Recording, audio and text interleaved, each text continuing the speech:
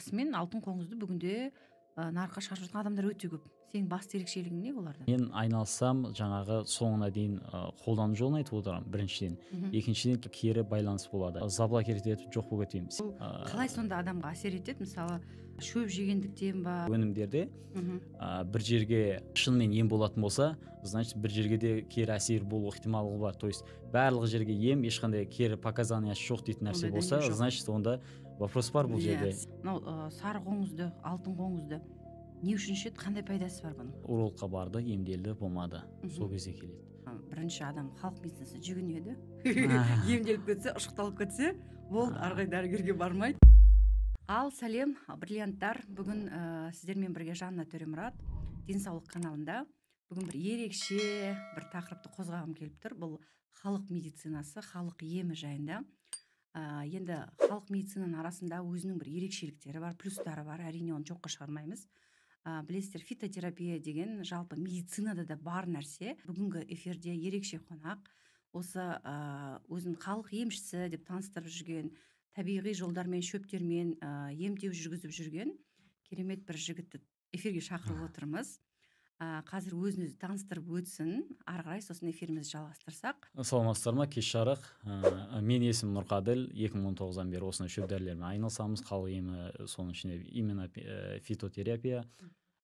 Өзім Қазығұрттың жігітімін. В основном енді ел алтын қоңызбен таныған, себебі алтын қоңызды былай ауылда жай үшін сату деңгейінен интернетке, басқа облыстарға, даже шетелдерге шығарған, онлайн әлеміне шығарған мен болатынмын. Сондықтан да алтын қоңыздың маркетологымын дейсің ғой. Мені әр жақтан көрсе де, мысалы базардан көрсе де, торговыдан көрсе де, даже шекарадан да өткен кездерде мынау алтын қоңызбен айналысасың ғой деп сұрап, жаңағыдай танып жатады. Өте көп танып жатады, себебі алтын қоңыз деп іздесе ютубқа бірінші мен шығамын, ерлердің мәселесі, простатит емдеу жағдайында деген сияқты. Енді одан бөлек те өнімдер көп, жалпы жаңағы давление, сахар түсіретін өнімдеріміз бар, жаңа аяқтың суығын алатын деген сияқты әртүрлі, бірақ именно осы алтын қоңыз арқылы жақсы таныған ел. Сол басқа қандай сұрақтарыңыз бар осы? Нұрқаділ, бүгін келісіп алайық, эфиріміз шынайы болу керек. Қалай бар солай айтасың сұрақтарыма. Өтірік қосуға болмайды, сразу ескертіп қояйын. Енді біз халық медицинасы деген кезде, мысалы, халық медицинасына былайша айтқанда көп жағдайда мұқтаж. Және қай жағдайда халық медицинасына барады адамдар? Неге барады? Мысалы, қазір медицина дамыған, дәрігерлер бар. Неге халық медицинасына жүгінеді? Ол бір ғана қарапайым себеп. Маған мысалы алтын қоңызы еріккеннен ешкім ішпейді. Қарапайым осы алтын қоңызды мысалымен түсіндіріп берейін. Урологқа барды, емделді, болмады. Сол кезде келеді. Просто ананы ішіп көреді, мынаны ішіп көреді, нәтиже болмаған соң ақырында алтын қоңыз ішіп көреді. Результат болады. Жаңағы енді бұны бекерден бекер ішпейді деп жатқан себебім сол, маманнан дұрыс ем ала алмаған соң келеді, халық еміне жүгінеді көп жағдайда. Демек, сенің айтқаның бойынша мамандардың барлығы жаңағыдай дұрыс емес деген сөз емес. Дұрыс емес маманға жолып қалады. Одан ем болмағаннан кейін біреуіне барады, екіншісіне барады. Әсіресе аудандық, ауылдық жерлерде мықты мамандар өте аз. Сондықтан ол кісілер осындай халық еміне жүгініп жатады. Менің ойымша керісінше болады, мысалы. Бірінші адам халық медицинасына жүгінеді, емделіп кетсе, ұшықталып кетсе, болды, арғы дәрігерге бармайды. Ондайлардың пайызы өте аз. Енді ол мынандай түсіну керек та.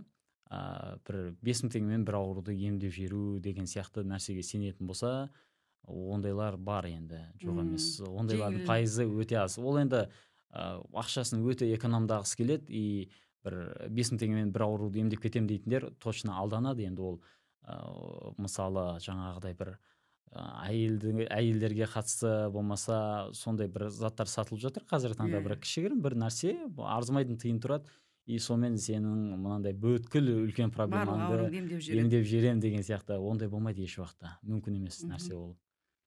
Бір оның үстіне көп жаңағыдай өнімдерде бір жерге шынымен ем болатын болса, значит бір жерге де кері әсер болу ықтималығы бар. То есть барлық жерге ем, ешқандай кері показаниясы жоқ дейтін нәрсе болса, значит онда вопрос бар бұл жерде. Сиқырлы Или вообще таяқ жоқ ешқандай, дейсің ғой, иә? сиқырлы нәрсе болмайды. Ешқандай нәрсеге әсері жоқ деген сөз, значит, ол өнімде. Бәрін емдейді десеші, ештеңені емдемейді дейсің ғой. Так что сақ болайық дейсің ғой. Енді мен біраз сұрақ дайындап қойдым да. Жалпы осы алтын қоңыз деген не? Алтын қоңыз деген бұл емдік жәндік. Майский жук дейді біз жақта. Ол біздің Гуглдан қараса да жаңағы осы орталық Азияда ғана тараған. Именно мына өгем тауларында, өзі өгем таулары Қазығұрт, Ленгір, Төле би ауданы. Көрсем болады ма? Иә, Түлкібас аудандарына таралған. Осы ауданның аймағында мынау ұшқат дейтін ағаш болады, бұталық. Сол ағаштың жапырағымен ғана қоректенеді. Именно майский жук дейтін себебі май айының соңында бір 2 аптадай ғана болады. Басқа уақытта болмайды. Біз қаяқтан келетінін де білмейді, қаяққа кететінін де білмейді. Бір 10 күн аралықта уже жоқ болып кетеді. Сол уақытта тер алғанымызша теріп үлгереміз және оны арнайы кептіріп, сосын барып қана ұсынамыз. Ұсынғанда да бұны жаңағыдай ұнтақтап барып ішу керек деген сияқты өзінің жолдары бар. Енді қазір көріп отырмын да, шынымен бір қоңыздар екен. Алтын қоңыз десе расымен алтын қоңызға ұқсайды. Қазір енді көбейіп жатыр, енді елдер танып, жаңа бір-біріне айтып, себебі көбінесе бұны батыс өңірлері қолданады, көбінесе жаңағыдай су өтіп кеткен жалпы расымен соны сұрағым келіп тұр. Мынау сары қоңызды, алтын қоңызды не үшін ішеді, қандай пайдасы бар бұның? Бұл в основном суықты инфекцияны ер адамдардағы мәселені шешеді. Простатит болып кеттім деп, ол елдің екінің бірінің аузында простатитті жаңағыдай бір ұстап алғаны. Балмен емдеп жатыр ғой қазір. Бал деген нәрсе ішкен кезде ғана әсер етеді, емдемейді. Мынау емдейді. Емдейтінін қаяқтан білеміз? Бұл ішкен кезде зәр арқылы мынау суығы бар инфекциясы бар бәрін тазалайды. То есть әсер етеді. Действиясы бар. Результаты бұл маған келеді, мынау түнде қайта-қайта жаңағыдай кіші дәретке шыға беремін. Дизурия мәселесі болсын, жаңағы ер адамдардағы аспаптың былайша айтқанда қуғасы безі, простатитленное железаның қабынуы салдарынан түнгі шабыса жаңағыдай әлсіреуі болып жатады. Соның бәрін былайша айтқанда потенцияның төмендеуі. Иә, потенцияның төмендеуі. Бұл енді дұрыс қан айналымы жүйесінің болмауы, жаңағы енді суықтағаннан кейін ол бәрі бірінен кейін бірі бұзыла бастайды. Соны бұл емдеп шығарады. Бұл суық инфекцияны тазалаған кезде зәр арқылы жаңа қан айналым жақсарады. Қан айналым жақсарған соң ғана аспаптың әңгімесі түзеледі. Былайша айтқанда аспапты қаннан басқа ешнәрсе көтермейді, бұл соның жұмысын жақсартады. Енді бұл уақытша дүние емес пе? Мысалы ішкен кезде ғана әсер етіп, кейін қайдан ішу керек болып тәуелді болып қалмай ма? Жоқ, наркотик сияқты. Бұл дәрі емес, не бал емес. Бұл көріп тұрған алтын қоңыз. Бұл қалай сонда адамға әсер етеді? Мысалы, жаңа шөп жегендіктен ба? Енді ұшқатты басқа ешнәрсе жемейді. Ұшқат? Иә, ұшқат деген бұталы өсімдік, соның жапырағы. Ағаш сияқты өсімдік па? Иә. Соның ғана жапырағымен қоректенетін алтын қоңыз. Басқа ештеңке жемейді? Жоқ. Және ол бір ай өмір сүреді дедің ба сонда? Бір ай емес, бір 2 аптаға жетпей жоқ болып кетеді. Сол кезде ғана жейді сол шөпті. Ал жаңа ұшқаттың медициналық қасиеті былайынша зерттелмеген тоже, иә? Жоқ. Ұшқатты енді жаңағыдай ағашын ғана қолданған. Енді бұл зияны бар ма, мысалы, побочный действиялар? Бүйрек өтінде тасбарлар болса негізі түсіріп жіберген жағдайлар бар, бірақ біз соңғы кездері бермей қойдық, себебі бұны алған кісілердің көбісі қиналып қалады, шыдай алмайды. Сол үшін біз арнайы алатын кезде УЗИ-ге түсіп келіңіз, заключение жіберіңіз, содан кейін болады, болмайды. Медициналық тексеріс өткеннен кейін ғана бере аласыздар, иә? Содан кейін ғана беріп жатырмыз. Одан кейін бүйрек өтінде тас болмау керек және мынау несі болмау керек, асқазанда язва болмау керек. Себебі бұл ерітіп барып тазалайды барлығын. Бұны мен берген кезде, ішетін кезде айтатыным сол, тілде ұстап тұрмаңыздар, жаңағы ұнтақтадыңыздар ма, сразу ішеріңіздер, шай көбірек артынан. Бұны капсулаға салып беріп жатқандар бар, осы моментті пайдаланып айта кетейін. Тілінде ұстап қалса не болады? 10 секундтан артық ұстаса бұл тіл ойылады, бұл ертеді. Бұл асқазанға сосын әсер етпейді ма? Сол үшін язва болмау керек деп жатырмын ғой. Бұны мен сен қанша уақыт болды айналысып жатқаның? Елдің бәрі біледі. Видеоны Алтын қоңыз Нұрқаділов ютубқа терсе, ең астыңғы видеолар 2019 жылы салынған. То есть 2019-дан бері мен айналысамын. 5 жыл болды ма, 4 жылдан. Енді қанша адамға пайда істейді бұны? өте көп. Мен енді былай есептеймін, алтын қоңызды мына менде енді ешкім, еркектер әсіресе рахмет деп айтып қоя салады, жақсы болдың дейді да, келе салады ғой. 8 жылдан бері бала көтере алмай жүр едік, ұрықтың пайызы төмендеді еркектерде. Енді бұл жерде бір нәрсені айта кетейік, егер бедеуліктің мәселесі простатит болса, ондай кезде басқа мысалы әйелде проблема болып жатса или там варикоцелге қатысы болса, ол операциямен ғана, ол ондай варикоцелен емдеп жібереді деген нәрсе емес бұл. Оқырмандар дұрыс түсіну керек та, именно простатиттің мәселесі болып жатса, вот алтын қоңызды суықтатып алып, жаңағыдай соған бола, жаңағы соның проблемасынан бала көтермей жүрген болса, сондай жағдайларда біз бәрібір де маманның тексерісі керек. Тексерісі керек. Ол до и после, себебі ол жаңа мар тест тапсырады, басқа тест тапсырады, жаңағы мазок тапсырады деген сияқты. Ұрықтың сапасын тексереді. Ұрықтың сапасын, ол жерде спермограмма анализін тапсырады, до и после көрген кезде өзі анық көрінеді, қаншалықты әсері болды, нәтижесі болды деген сияқты. Және ол нәтижесі мынамен өлшенеді, бала көтерді, жаңа көтермеді деген сияқты. Сондай. Так, енді қалай қолданатын примерно түсіндік па? Түсінбедік па? Қолдануы, мен бірінші күні біреуін ішеді, ұнтақтап, жаңа шаймен ішу керек. Шаймен, қара шаймен ба? Жылы су болса да жеткілікті. Главное, енді бұны азанда ішетін болған соң салқын бармай қойсын деген ниетпен жаңағы шаймен ішкіземіз. Қоңыздың өзін жұту бірінші бір түрлі сияқты ғой, қайып жұтады. Ауырып жүрген адам жұта алмас едің. ұнтақтап ішеді ғой. Бұны бірінші ұнтақтап алады. Қанаттарын жылып. Қанаттар енді пайдасы жоқ сол үшін. Қанаттарын жылады, өзін ұнтақтайды. Өзін ұнтақтап. Қазір мен сотканың бетіне аяқтар түсіп отыр. Өзі ұнтақталады. Ұнтақтаған соң иісі бар екен. Кәдімгі таблетканы қалай ішеді, дәл солай ішеді. Мысалы, ұнтақтап шайға араластырып жеді, ішеді. Жақсы. Ары қарай мен негізі өзім айтып отырамын, чтобы адамдар бұл ішкен кезде сразу болды емделіп кетемін біреуінен деген нәрсе жоқ та. Ол тазалайды ғой, ол кездерде қиналып бәрібір маған хабарласады. Сол үшін мен оны өзім берген кезде қолдану жолын күнделікті онсыз айтып отырамын. Қандай әсері болды, болмады дегеніне қарай. Сосын сенің енді қазір алтын қоңызды мен қарап отырмын. Мысалы сен алтын қоңыз деген кезде осы бүгінгі біздің подкастқа дайындалған уақытта қарасам, расымен алтын қоңызды бүгінде нарыққа шығарып жатқан адамдар өте көп. Сенің басты ерекшелігің не олардан? Сен мысалы қарасам реально продвинутый, да, и сенен алушылар көп, сенде отзыв көп парақшаңда, да. Мысалы біз халық емшілердің арасынан кіммен подкаст өткіземіз деп ойландық қой. Сол кезде именно неге саған көзіміз түсті, өйткені расымен жаңа отзывтарыңды көрдік, шын сондай ма деген ойлар туындады ғой. Сонда не ерекшелігің бар өзгелерден? Алтын қоңызды мынандай, мен айналсам жаңағы соңына дейін қолдану жолын айтып отырамын, біріншіден.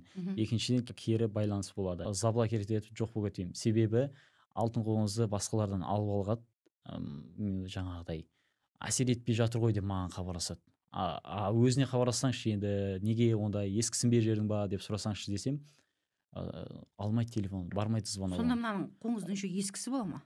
Енді мынандай, мен алтын қоңыздың биылғысын сатып жатырмын. Мысалы, бір жылға дейін жарамды алтын қоңыз, мысалы 2023-ның мамырында терілді, 2024-ның мамырына дейін жарамды. Сөйтіп мен келесі жылға мен жаңадан терем, ескісі болса болды, жарамсыз тастау керек болады. Оны біреулер соның өзін жаңағыдай тастауға қимай, бұл да бір кішігірім ақша ғой деп қала ма, енді сондай бер жүреді. Бұл қоңызды теріп алғаннан кейін мысалы бұны енді бұжуға болмайды. Қайт осылай сақтап қойсыңдар деген ма? Кез келген бұндай өнімдер көлеңке құрғақ жерде сақталу керек. Мысалы қоңыз дейді, қоқып қойсаң кетіп қалады ғой. Қалай сақтайсыңдар деп таңғалып отырмын, жыбырламай қалай кетіп қалады? Жолы бар. Жолы бар ма? Айтпаймын дейсің ба? Секрет. Секрет емес, қатты қиын емес, қарапайым способ. Просто ойлап тұрмын да, мына ішіне қамақ қоясыңдар ма или? Жоқ. Мына қоңыздар қалай ұшып кетпей тұр деген. Мысалы, банкіге былайынан салып қояды ғой. Иә. Сөйтсе де тұра береді, қанша күн болса сонша күн. Шөпті жеп алды, күш алып алды, жата береді дейсің, өлмей. Күші мықты. Значит, еркектерге де мықты болуға түнімен жұмыс жасап әсер етеді дейсің ба? Бұны сұрайды. Алтын қоңызды мынандай ашық сұрайды, енді бізде в основном еркек аудитория болған соң қаншама адамға көмектесіп жатырмыз. Сұрақ мынандай, мен анандай балды іштім, ішкен кезімде таңға дейін или бір 5 рет 3 рет шауып жатырмын. Алтын қоңыр жоқ, әңгіменің ашығы солай. Бірақ ол екінші күн ішпей қалсам болды. Наоборот, керісінше әсер етеді кетіп қалып тұрады да. Ішпесем тұра алмай қалдым, тәуелді болып қалдым деген сияқты. Енді бұны ішсем тура сол сияқты жаңағыдай 5 рет шабам ба деген сұрақ қояды. Оның жауабы мынандай: жас кезінде адамның қалыпты күш қуаты қандай? Қалыпты кездегі суықтамай тұрып, ауырмай тұрып, простатит болмай тұрып, жалпы өзінің темпераменті қандай, тура сондай деңгейге жетеді. Ол жас кезінде мысалы бір рет 2 рет ұрып жүр делік, сөйтіп алтын қоңыр ол өтірік, ол өзінің қалыпты темпераменті қандай, күш қуаты қандай, соған қалпына келтіріп береді. Басқа бұның жаңағыдай оның ондай қосып береді деген нәрсе өтірік ол. Ондай егер прям күнделікті қосып беріп жүрсе, ол уже жаңағы как бал болуы мүмкін, басқа өнім болуы мүмкін, виагра болуы мүмкін деген сияқты әртүрлі.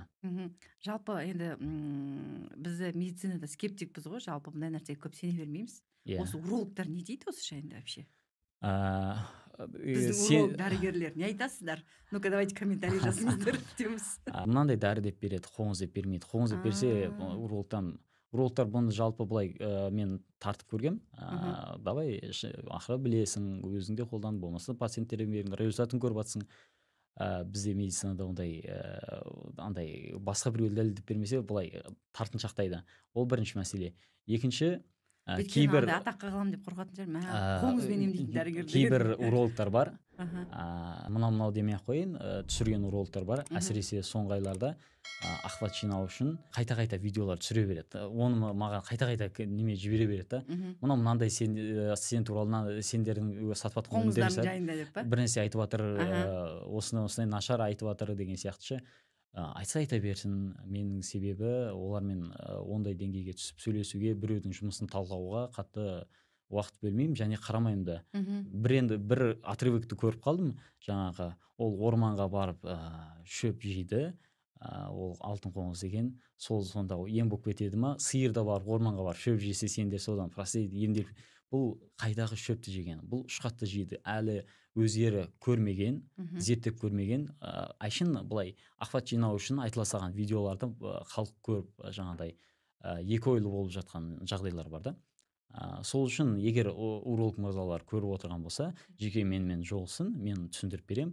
Мынандай да, егер мынандай мынау 300 адамның отзывы деп жатырмын ғой, мен әрқайсысына хабарласып бере аламын. Или өздерің менсіз телефондарын берейін, менсіз сөйлесе болады. Жаңағыдай сенде шынымен ем болды ма деген сияқты. То есть пациенттің өзімен сөйлесіп, өздерінің нөмірін бәрін бере аламын. Егер шынымен жаңағыдай ем болмады, анау-мынау деп бәрі шынымен айтатын болса, онда мен қоямын бұндай нәрсені ше. То есть 2019-дан бері айналыспайтын едіңіз ғой. Айналыспайтын едім. Рахметі болмаса ешкім айналыспайды ғой. Халықтың алдында шынымен де айту керек. Біз қателеспіз, осындай бауырымыздікі дұрыс екен деген сияқты. Оны зерттемей жатып, әлі көрмей жатып, жаңағыдай артық әңгіме айтудың қатты қажеті жоқ деп ойлаймын. Айтса айта берсін, бірақ мен олармен бір қырқысып, болмаса бір қайта-қайта видео жасап, ондай қажеті жоқ. Бір ғана сторис шығарған болатын. Осындай видеоларды көп шығарып жатсыздар, шығарып жатыр екен. Ол урологтар мені көбісі құлдап тастаған екен. Жаңағыдай тек видео форматына ғана жібереді ғой. Егер осы сторис көрсеңіздер, оларға жіберіңіздер, менімен жеке сөйлессін. Жаңағыдай мен көрсетемін, дәлелдеп беремін. Мен диалогқа дайынмын. Дайынмын, мен қашпаймын, одан проблема жоқ. Себебі қаншама емделушілер бар. Оны былай-ақ айта салам да, танымал адамдарды алып жатыр. Шетелге де сатып жатыр. Енді танымал адамдардың аты жөнін айтамаймыз ғой. Былай айтайын. Елге танымал имамдар, елге танымал беделді адамдар, сыйлы адамдар. Ол мынау әншілер, бір жұлдыздар дегеннен бөлек танымал елге сыйлы адамдар. Жұлдыздарды алып жатыр ма? Көп қой. Көп, Мына деп айтпай ақ. Жоқ, таңғалады кімдер алып жатқан естісе ше. То есть менде мысалы кешегі ұстаз білесіз, айттым. Хорошо, атын айтпай ақ қояйық енді. Сондықтан олар бекерден бері алып жатқан жоқ, таныстарын алып беріп жатады деген сияқты көп. Өздері ішеді, сосын достарына береді дейсің ғой. Енді результат болғаннан кейін ғана енді жаңағы имамдар деген кезде ойладым да, неге имамдар алады? Потому что оларда екінші, үшінші тоқалдар бар да.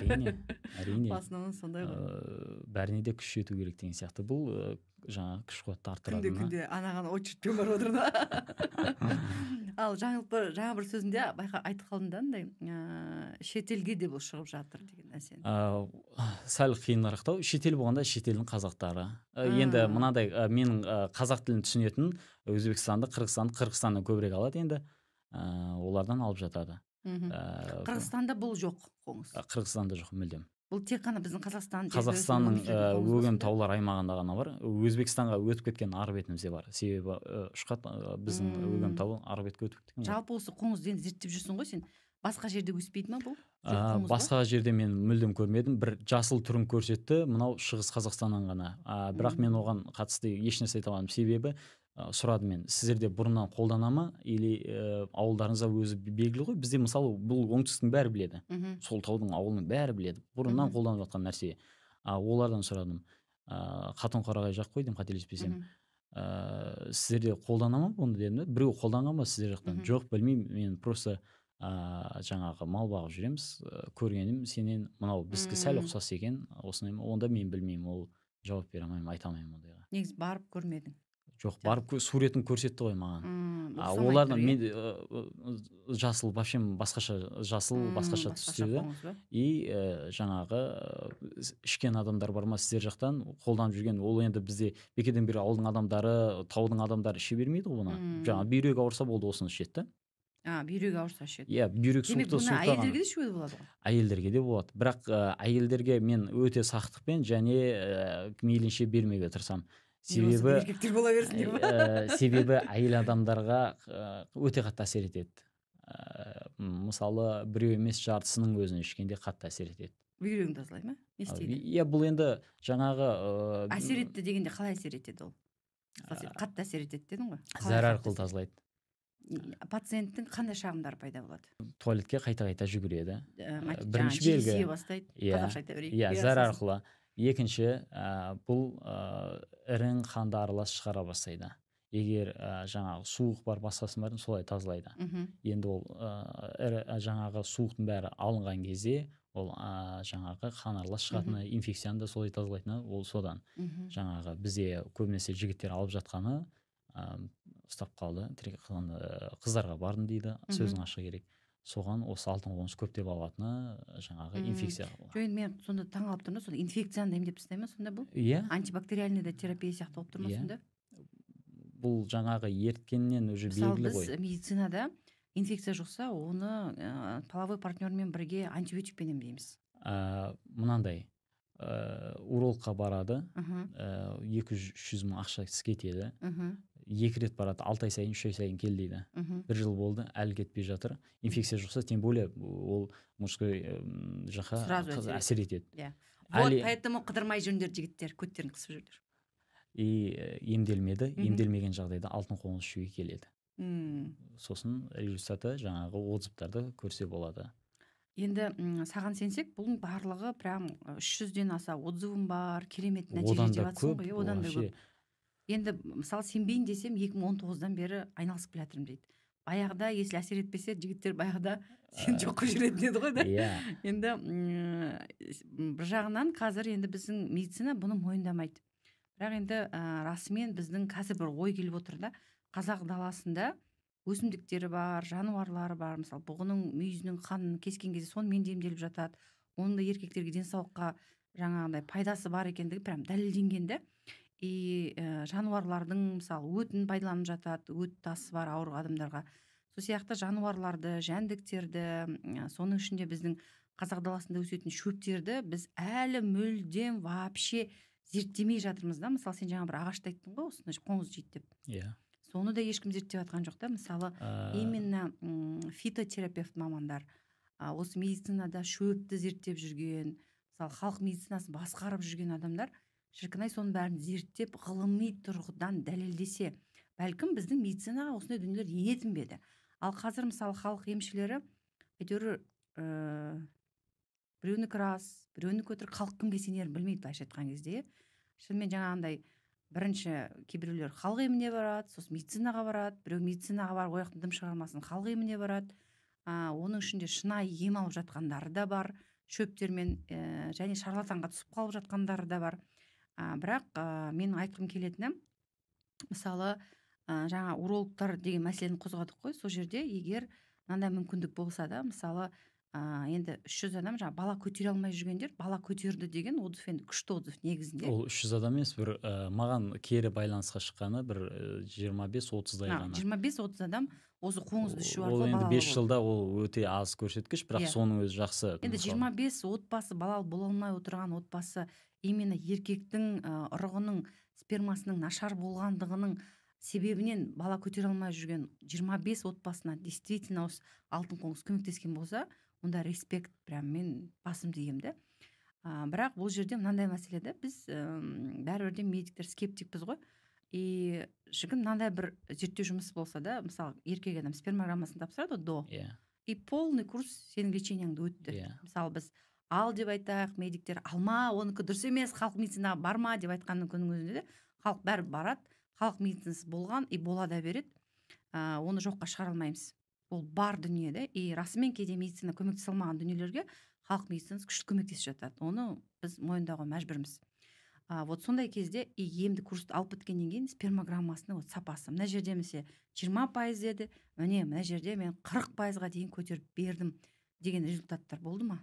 Ондайлар көп. Мен жаңағы до и послен бәрін отзывтарды актуальныйда сап қойғанмын оның барлығын. То есть бір ғана тек қана голосовой, күшті, түнімен оттың болды ғана емес, прям лабораторный подтвержденный результаттар бар. Бар, ондай көп.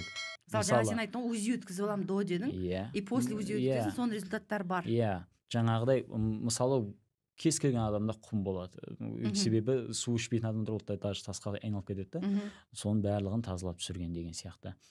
Бір ғана жағдай бар, жігіттерде енді азосперма жағдайында енді қиындық туғызады. Ол себебі 0% бұлай көтере салу деген ол мүлдем бір миллионнан бір пайыз шығар.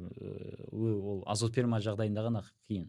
Егер ұрықтың сапасы бір 5%, 10% болса көтеріп алуға болады. Оның үшін медициналық жолдар бар, көптеген жолдар бар. Алтын қоңыз бар. Яғни вообще 0 болса, вопрос кәдімгідей. Ол негізі бұны беріп жатқан Құдай, Алла тағала болғандықтан ниет етіп ішсін деген ниет, то есть ой осыдан пайда болған да.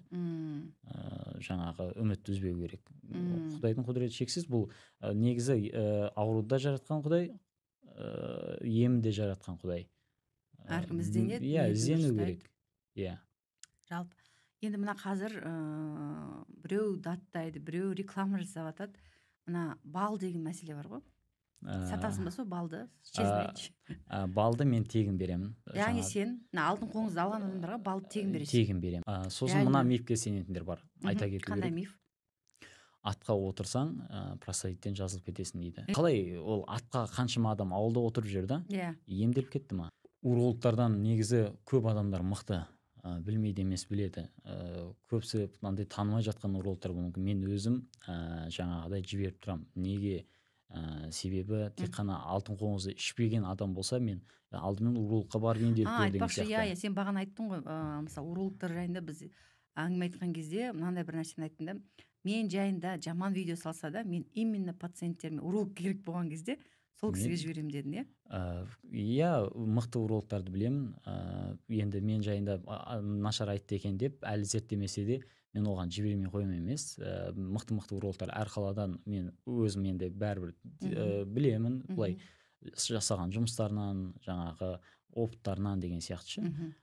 Сөйтіп мен до тексертіп аласың урологқа, и после тексертіп аламыз деген сияқты сондай. Жаңағы болмаса біреулер варикоцелен емдей ма, сондай пациенттерің мен алтын қоңыз іштім десе, анау врач құлайтын шығар. Олар айтып баратын шығар, Құдай біледі. Бірақ мен біреудің жұмысына араласамаймын, сондықтан еш нәрсе дей алмаймын.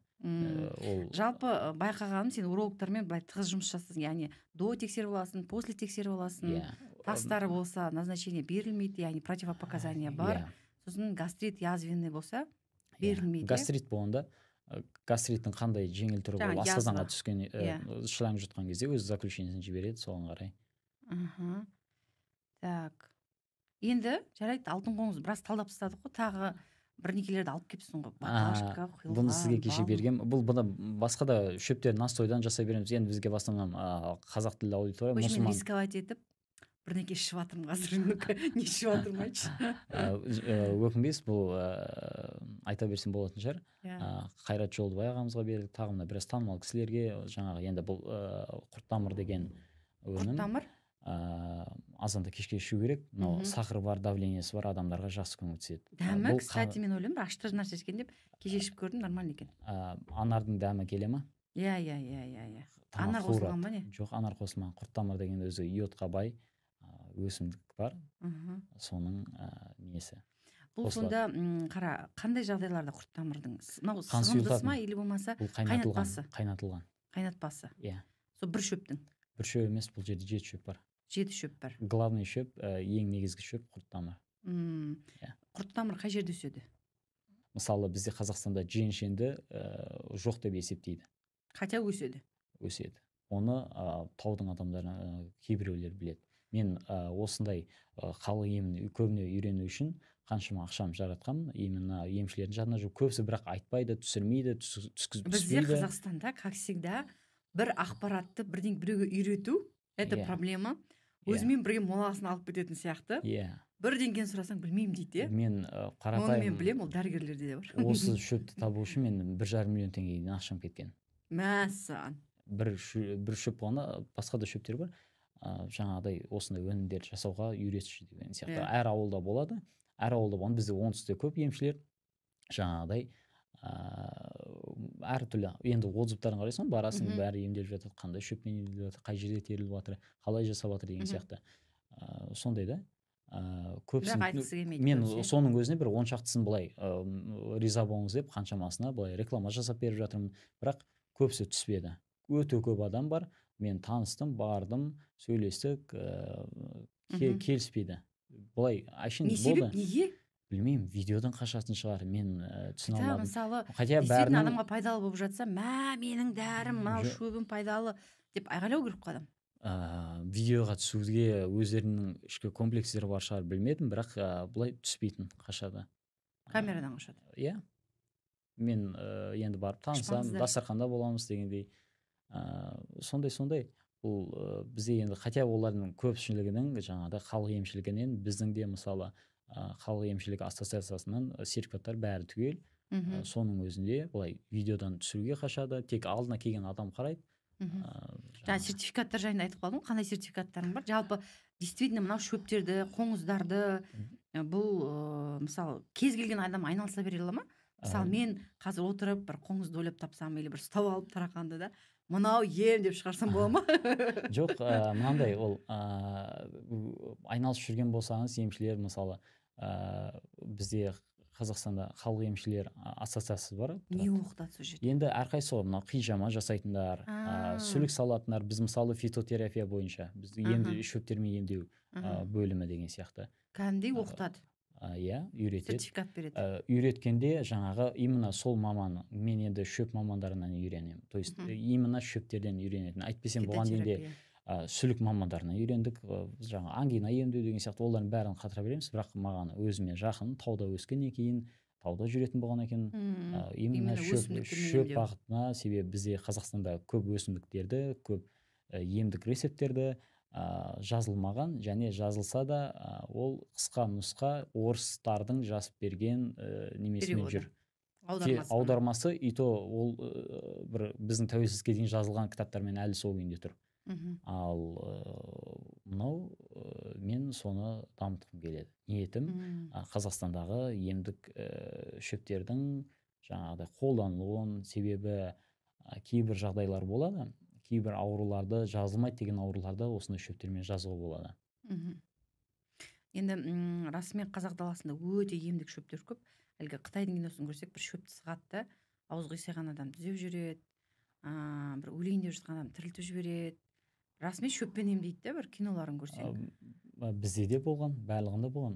Біз әсіресе түркілерде болған. Неге десеңіз, бұған дейін адамдар ауырмады емес, ауырды ғой. Ол кезде медицина болды ма? Жоқ. Дәрі болған жоқ, қазіргі химикат дәрілер. Сүлік ол кезде болды ма? Сүлік болған жоқ. Бізден келмеген. Бізде шөптер болды. Сол бізде сүлік болмаған, бірақ та жаңа қан ағызу. Иә, сондай нәрселер болған. ырымдар бар. Шертпе не вариант? Не вариант па? Ол былай тұншықтырған кезде кейбір адамдарға болмайды. мынау шөптер бар. Бізде бұған дейін ауырған адамдар шөптермен емдеген аюдың өті бар. Мысалы қасқырдың. Аюдың өтінің қандай пайдасы бар? Аюдың өтінің. Қазір бірақ аюдың өзі де жоқ шығар, өті тұрмақ, жоқ, амалын тауып алып жатқандар жетеді. Мынау қасқырдың бауыры бар, өті бар. Бар, бірақ сонда да қоймайтын адам қоймайды деген. Ондайлар мен шет жағасын білем. Қасқырдың бауыры мысалға гайморит емдеуге мынау бурнак деген қолданады да, өте сәл опаснылау. Одан да сәл жақсылау вариант бар. Қасқырдың бауырын алып жаңағы бұрышпен араластырып иіскейтін болса, анау гайморит кетеді. Бірақ біреулер ойлайды, мұрнына мысалы бір мұрнына ет өскен сияқты киста болады, оны гайморит деп. Ол гайморит емес. Мұрын қуысында мысалы гаймор қуысы бар, мынау ауаны ылғалдандыратын, жылытатын, суытатын деген сияқты. Соны арнайы лорға барып тексеріліп, ол жерден ем болмаған жағдайда ғана қолданылатын нәрсе ол негізінде. Ондай методтар ше. Сондықтан оны бірінші барып қолдана салудың қажеті жоқ. Мысалы бурнак болсын, басқасы болсын, емдік шөптердің мен оны айтып отырамын әрдайым жаңағы видеоларымда. Жақсы. Так, сонымен қандай сертификаттарың бар? Мына жерге шығаруға болған шығар, мен өзімен алып келген жоқпын, бәрі Шымкентте қалды. Мынау жаңағы халық емшілігінің куәлігі, жаңағы бізде именно фитотерапия бойынша сертификаттар беріледі деген сияқты. Сол. Жақсы, енді қазір біздің оқырмандарымыздың арасында көптеген сұрақтар туындайтыны рас. Жалпы сені қаяқтан табады? Іздесе Алтын қоңыз Нұрқаділ деп ютубқа жазса мен-ақ шығамын. Болмаса номерді осы видеода айтуға болады, или былай қойып қоя салсын. Өзі танымал нөмір, бәрі жаттап алатын нөмір ғой. Осы видеоның астына сіздің нөміріңізді қойып кетейік. Енді қызыққан адам ары қарай зерттейін десеңіздер, Нұрқаділмен байланысамын десеңіздер, мен өзім мына шөбін ішіп бастадым. Өйткені біз Алматы облысы, білесіздер, таулы аймақ, бізде йод тапшылықты аймақ. Енді жалпы біздің шақырғанымызға сонау Шымкенттен келіп, ат терлетіп, осы біздің бағдарламаға қатысып жатқаныңа үлкен рахмет. Уақытыңды бөлгеніңе, шынайы ненің зиян, ненің пайда екенін енді барынша шынайы болғаныңа рахмет. Жалпы расымен де біздің халық медицинасының ішінде именно қазақи медицина, мынау біздің қазақ даласында өсетін кең байтақ жерімізде керемет самсап тұрған шөптеріміздің керемет емі бар екендігін біреу білсе, біреу білмейді. Және оны ешкім зерттеп жатқан жоқ. Сен сияқты бір арасында әйтеуір біраз азаматтар зерттеп, қолынан келгенше соны бір емге, пайдаға асыруға тырысып жатыр.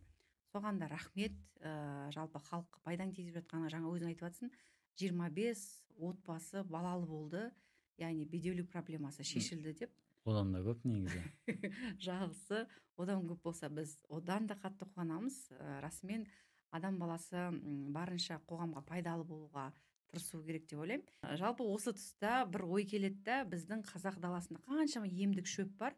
Менің әкем мысалы жай дәрігерге барып қаралғаннан гөрі халық медицинасына барып, шығыс медицинасына қаралғанды жақсы көретін. Өйткені дәрігерге барсаң, анда бар, мұнда бар, ана анализ тапсыр, мына анализ тапсыр деп ары-бері футбол жасайды.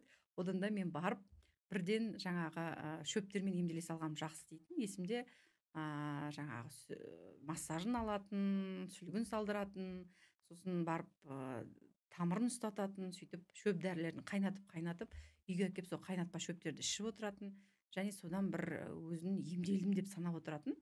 Енді әкем 65 жас жасады. Кейін біз дәрігер болғаннан кейін әрине уже халық медицинасына бармайтын болды, ешқандай очередьте тұрмайтын болды. Бірден любой есікке теуіп кіретін болды. Дегенмен бүгінгі таңда менің сондай бір ойым бар. Мына біздің өркениетті кәдімгі дәстүрлі медицинамен қоса халық медицинасының да бірге дамығандығы. Өйткені Қытайда білесіздер, мысалы кез келген пациент өзі таңдайды. Дәстүрлі медицина бара ма, жоқ халық медицинасына бара ма. Және екеуі де тексерілген, сертификатталған, өкіметпен рұқсат етілген дүние.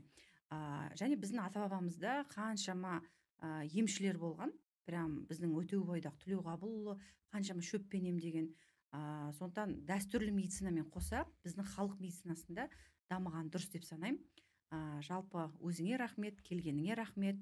Осындай керемет бір сұхбат өткізгенімізге рахмет айтқым келеді саған. Сіздерге рахмет. Осындай алдымен шақырып, критика айтпай жатып, халыққа шынымен де ненің ақ, ненің қара, осы именно қазақ халық емшілігінің жарыққа шығуына жаңағыдай үлес қосып жатқаны үшін рахмет барлықтарыңызға. Біздің арнаға тіркеліп алыңыздар. Денсаулық каналымызда осындай жалпы ерекше бір форматтарда сіздерге пайдалы болуға тырысатын подкасттарды өткізіп тұратын боламыз. Әлі де талай халық емшілерін осы студияға шақырып сіздерге пайдалы болуға тырысамыз. Тек қана халық емшілер емес, сонымен қоса өзімнің коллегаларымды, дәрігерлерімді де шақырып сіздерге әртүрлі тақырыптарда подкаст өткіземіз. Осы видеоның астына Нұрқаділдің нөмірін қоямыз және сіздерден комментарий күтеміз. Қандай тақырыптарда подкаст түсіргенімізді қалайсыздар, жаза кетіңіздер. Әрине ең күшті, ең қызықты тақырыптарды таңдап алып, міндетті түрде подкаст түсіріп сіздерге пайдалы болуға тырысамыз. Және кімді шақырғанымызды қалар едіңіз? Біздің арнадан кімді көруді қалайсыз? Жаза кетіңіз.